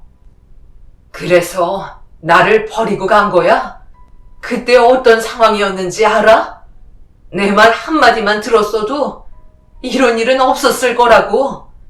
그때 당신이 나한테 위안 판정을 받은 뒤 나를 떠나려 했을 때 내가 홀몸이었는지 알아? 당신 나이를 임신하고 있었다고. 그런데 당신은 무조건 나에게 짐이 되어주고 싶지 않다며 찾을 수 없는 곳으로 떠나버렸잖아. 내가 그동안 얼마나 힘들었는지 알아? 뭐? 내 아이를 임신했었다고? 하지만 나도 어쩔 수 없는 선택이었어. 결혼을 하고 암에 걸린 나와 산다는 게 얼마나 인생이 아까운지 알아? 당신이 건강이 점점 악화되어만 가던 내 옆에서 남은 인생을 허비하는 걸 보고 싶지 않았다고. 그래, 그랬겠지. 당신은 그때 당시 상당히 이기적이었어. 그래서 나도 다른 삶을 찾게 된 거야. 어쩌다 보니 능력 좋은 남자를 만나게 됐고 결혼까지 했지만 일찍 불러오는 배 때문에 내 남편도 정신적인 충격에 한동안 힘들어 했었다고. 그래도 내가 차근차근 설명해서 겨우 설득시켜 당신 딸을 세상 떠난 내 남편이 마음으로 키워주었어. 그런데 세월이 흐르는 만큼 불만이 점점 쌓이더라고. 과거에 나를 선택한 걸 후회한다며 대놓고 다른 여자를 만나기 시작했어. 그러다 지금 이런 사태가 벌어졌던 거고. 당신이 나를 도와준 건 고맙게 생각해. 하지만 우린 여기까지야. 더 이상 함께 할 수가 없다고. 나는 지금도 그때의 상처가 아물지 못했어. 그리고 내 딸을 돌봐줬었다고 했지? 그것도 고마워. 사람의 인연 정말 신기한 것 같아. 어떻게 민영이가 친아빠를 만나게 됐는지 나도 정말 신기하다고 생각하지만 우리는 여기까지야. 더 이상 우리의 삶에 관여하지 말고 전에도 그랬던 것처럼 우리를 잊고 살았으면 좋겠어. 내 말 무슨 뜻인지 알았으면 그만 돌아가줘. 나도 당신이랑 행복한 삶을 살고 싶었다고. 하지만 위험 판정을 받았을 때 우리 집도 찢어지게 가난했기 때문에 치료받을 수 있는 여유가 없었어. 분명 상황은 점점 안 좋아질 테고 당신의 인생 내 수발만 들다가 허비할 것 같아 비겁하게 도망쳤던 건 맞아. 그때 당시에 나는 최선의 선택을 했다고 생각했어. 그리고 당신 뱃속에 우리 아이가 있을 거라는 것도 전혀 몰랐었고 새 출발하게 해주고 싶었어. 그렇게 나 혼자 타지에서 힘들게 땀 흘리며 번 돈으로 조금씩 치료를 받게 되었는데 기적처럼 위암의 암세포가 줄어들기 시작했고 몇 년 뒤에 완치 판정을 받게 되었지. 그래서 다시 당신에게 찾아갔지만 이미 어디로 갔는지 떠나버렸더라고. 나 또한 그날의 아픔 때문에 지금까지 홀로 살아왔었어. 정말 미안해. 엄마, 지금 뭐라고 그랬어? 이분이 내 친아빠라고? 그럼 세상을 떠나신 분은 나랑 피를 나눈 진짜 아빠가 아니었다는 거야? 아파트 창고에서 추위에 떨며 도망쳤던 여자가 제 딸이었다는 건 너무 큰 충격으로 다가왔었어요. 그래서 계속해서 무언가에 의해 끌렸던 것 같았습니다. 그녀는 모든 일을 도와준 건 고마우나 함께 할 수 없을 것 같다며 그때 받았던 상처의 아픔이 아직까지도 남아있는 것 같았어요. 저 또한 지금까지 홀로 지내오면서 그때의 기억 때문에 괴로워하며 살고 있었고, 남은 인생 제 딸과 그녀의 곁에 머물러 있고 싶어 그 자리에서 그녀에게 무릎을 꿇으며 용서를 빌었습니다. 그녀는 한참 동안 눈물을 흘렸고 제 딸은 충격을 받았는지 그 자리에서 주저앉아 버렸네요. 30년 만에 모두가 한자리에 모인 이 기적을 놓치면 안 될 것 같았어요. 제가 남은 인생을 희생하며 그녀와 딸을 지켜주고 싶었습니다. 저희 모두에게는 시간이 필요했어요. 그리고 제 딸은 믿을 수 없었는지 유전자 검사를 진행했고 그 결과는 친딸이 확실하다는 걸 증명해주고 있었네요. 그렇게 서로 조금씩 알아가며 가까워지려 노력하면서 관계 형성을 위해 한 걸음씩 나아갔고 그 결과 지금은 서로 웃으면서 함께 지낼 수 있게 되었네요. 함께한 시간이 많진 않지만 이번 추석에는 혼자가 아닌 제 진짜 가족과 함께 할 수 있다는 거에 감사할 뿐입니다. 비록 과거에 그녀를 위해 선택했던 어리석은 행동이 지금에서야 제자리를 잡게 되었지만 남은 인생 행복하게 살고 싶어요. 여러분들께서 저희 가족에게 사랑 많은 댓글을 달아주시면 앞으로 함께 살아가는데 많은 힘이 될 것 같네요. 이제 곧 다가올 추석, 가족분들과 함께 행복한 시간 만드시고 잊지 못할 좋은 추억 많이 쌓아가시길 바랍니다. 감사합니다.